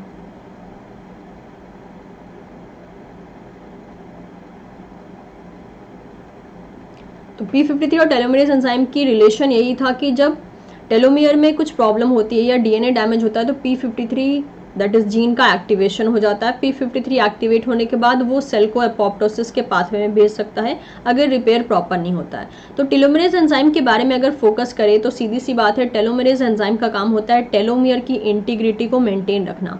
तो देखा गया है कि अगर ये एंजाइम लो है तो टेलोमियर की शॉर्टनिंग जल्दी हो जाएगी, शॉर्टनिंग जल्दी हो जाएगी तो एजिंग फास्ट हो जाएगी। यही रिलेशन बनता है क्योंकि हम ये रिवीजन कर रहे हैं तो, ठीक है। और अगर इस एंजाइम का कंसंट्रेशन हाई है तो एजिंग प्रोसेस क्या हो जाएगी, दैट इज स्लो हो जाएगी। सिंपल फंडा, क्योंकि क्वेश्चन ऐसे ही बनेंगे। अभी मैंने जो आपको पढ़ाया है डिटेल में वो आपका कंसेप्ट गेन करवा रहा था, लेकिन जब हम रिवीजन टाइम में चलते हैं तो रिवीजन ऐसे किया जाता है इंपॉर्टेंट फैक्ट्स को लेकर। इसके बाद हमने नेक्स्ट डील किया था दैट इज इंसुलिन पाथवे कैसे काम कर रहा है। तो इंसुलिन पाथवे के बारे में हमने मेनली एग्जांपल लिया था 3 टाइप के ऑर्गेनिज्म का। पहला था दैट इज सी एलिगन, ठीक है। नेक्स्ट था that is your drosophila and the third was that is mice. सबकी कहानी एक ही थी कि अगर इनका इंसुलिन सिग्नलिंग पाथवे एक्टिवेट रहा, हम सबको मिलाकर INR लिख देते हैं, ठीक है। दैट इज एक्टिवेट रहा मतलब एक्टिव रहा, इसलिए अप एरो दिया है। एक्टिव रहा तो क्या करेगा, ये फॉक्सो जैसे ट्रांसक्रिप्शन फैक्टर को इनहिबिट कर देगा। इनहिबिट करने की वजह से क्या होगा, इनहिबिट करने की वजह से एजिंग प्रोसेस देखी जाएगी, सिंपल। जिसमें कि हमने सी एलिगन में मतलब पढ़ा था कि डोरा फेज भी आता है जिसमें कि मेनली डॉर्मेंट रहता है ऑर्गेनिज्म। नेक्स्ट इसी के अपोजिट अगर हम बात करते हैं दूसरा केस, कि इन केस अगर INR that is insulin receptor low रहता है या फिर इनएक्टिव रहता है, क्रॉस लगा देते हैं, इनएक्टिव है, जिसकी वजह से क्या होता है, फॉक्सो ट्रांसक्रिप्शन फैक्टर एक्टिव रहता है। फॉक्सो ट्रांसक्रिप्शन फैक्टर एक्टिव रहता है तो लाइफ स्पैन को लॉन्ग कर देता है, और लाइफ स्पैन को लॉन्ग करने की वजह से एजिंग प्रोसेस क्या हो जाती है, दैट इज स्लो हो जाती है, राइट। एजिंग प्रोसेस स्लो हो जाती है। इसी से मिलता जुलता कंसेप्ट आपने mTOR में भी रिलेटेड देखा। इसी वीडियो में हमने बात किया था mTOR C1 का केस क्या था। mTOR C1 का केस ये था कि जब इंसुलिन रिसेप्टर एक्टिवेट होता है तो इसके 2 काम होते हैं। क्या, पहले तो ये फॉक्सो को इनएक्टिव कर देता है, नेक्स्ट क्या करता है, mTOR C1 को एक्टिवेट कर देता है। mTOR C1 एक्टिवेट होते ही एजिंग प्रोसेस में एंटर कर जाता है, सारे ऐसे फैक्टर्स को एक्टिवेट करवाएगा जो कि एजिंग प्रोसेस करवाने में हेल्प करते हैं। लास्ट हमने देखा था that is chromatin remodelling. Chromatin remodelling में आपने दैट इज एक यहाँ पे जीन देखा था जिसका नाम था सिटोई जीन्स, राइट। ये जीन क्या कर रहा था, ये gene that is DNA repair कर रहा था, DNA रिपेयर कर रहा था, यानी डैमेज को कंट्रोल कर रहा था या रिपेयर कर रहा था आप कह सकते हो, और as a result of that ageing process को स्लो कर रहा था। इस तरीके से ये 4 हमने जीन का एक ओवरव्यू ले लिया कि हमने पढ़ा क्या। ये जो 4 लेक्चर्स मैंने आपको डिटेल में दिए हैं उसमें हमने पढ़ा क्या है, उसमें हमने ये सारी की सारी बातें पढ़ी हैं। अब छोटी मोटी जो चीज़ें हैं जो कि डिजीज़ रिलेटेड है, जैसे कि मैंने यहाँ पे प्रोजेरिया को ऐड कर दिया है, जो और भी छोटी मोटी सी डिजीज़ बची होंगी वो आप इसमें ऐड कर सकते हैं। So with this we are done with the ageing process, जो कि एक अच्छा खासा पार्ट था regarding the developmental biology, cell biology, दोनों का ही वो पार्ट था। तो हमने एक ही लाइक एक ही पर्टिकुलर वीडियो में हमने दोनों का ही पोर्शन कवर कर लिया। सो आई एम एक्सपेक्टिंग कि ये वीडियो आपके लिए हेल्पफुल रहा होगा। वीडियो पसंद आया हो तो इसे लाइक ज़रूर करें, इवन आप अपने दोस्तों के साथ भी इसको शेयर कर सकते हैं। So thank you so much everyone and keep learning and thank you so much. Will see you in the next video. Bye bye.